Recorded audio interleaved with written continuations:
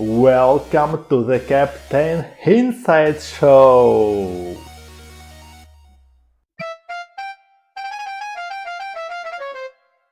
Hi, let's talk today about developers workday, sharpening an axe and Pomodoro planning technique.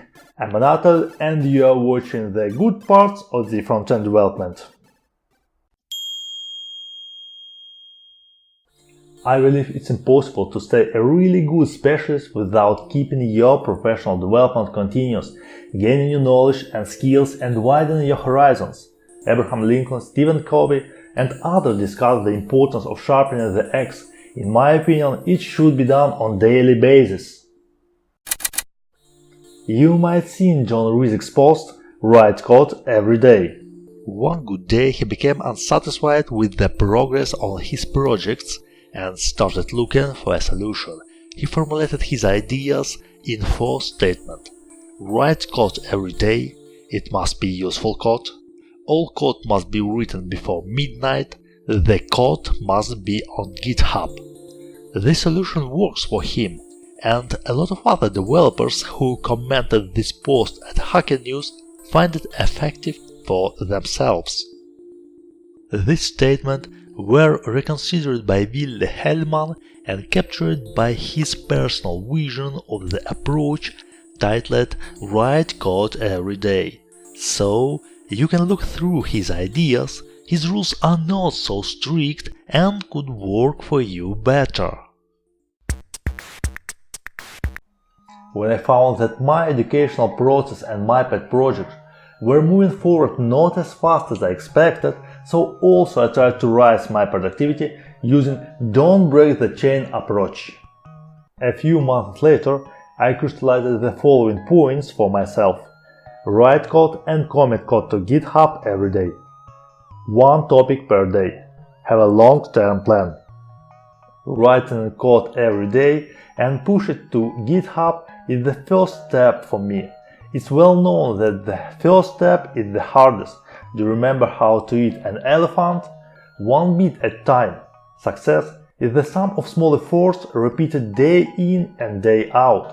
This way, the chain is forming day by day, gradually turning into a habit. During the day, I take only 1 topic. For example, I work on 1 pet project on Mondays, ignoring the others, but on Tuesdays, I devote myself fully to another project. It makes sense when I'd like to finish both projects during the month. Don't distract attention. As for me, I'd like to work in short sessions for half an hour or so. It's much easier to allocate time for short sessions in my calendar, and in the same time, a half an hour is long enough to make 1 small change. Nobody can tell you which way you ought to go from here if you don't much care where you want to get to. So, a realistic plan is must. For example, I have an educational plan with the exercises grouped by topics, small enough to fit into 1 session. For my pet projects, I have a list of the issues which I use as a roadmap. So, there are just 3 points. 3 are more than enough. I believe such a small amount of rules work better than dozens of them.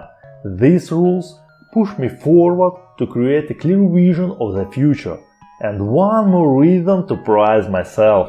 Perhaps I will make some changes to this statement one day. We'll see. I allocate only a half an hour for these activities, therefore I should be extremely productive.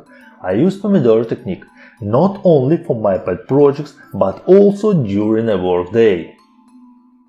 Pomodoro Technique is based on very simple principles. Set 25 minutes for a work session and 5 minutes for a short break. After 3 Pomodoros, take a longer 15 minutes break. During a work session, do not apart from your current task. Never. Otherwise, your Pomodoro is spoiled. At the end, you can assess your productivity by Pomodoros. The idea is very simple, however, it won't work if you don't push yourself to start the timer each Pomodoro and keep the time frame.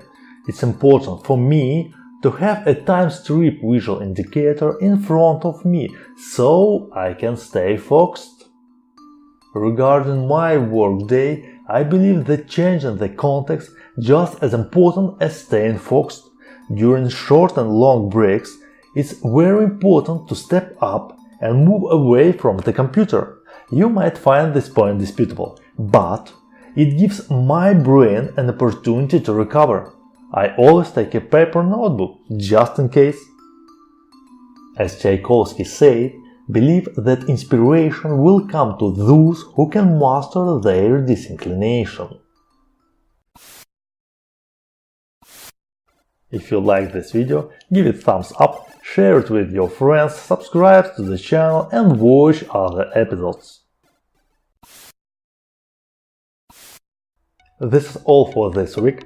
Thanks for watching and keep going!